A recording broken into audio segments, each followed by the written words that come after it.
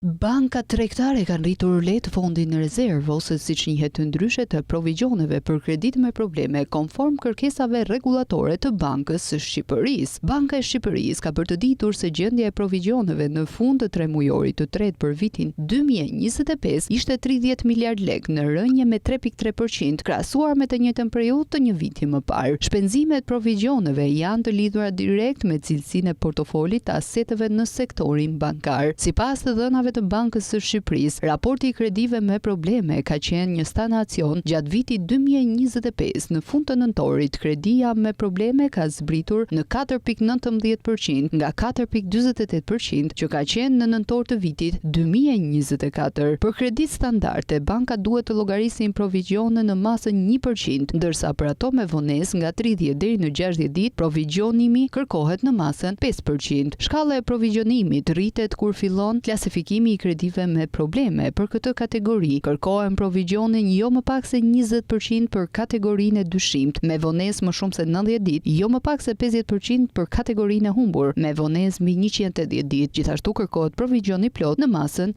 100%.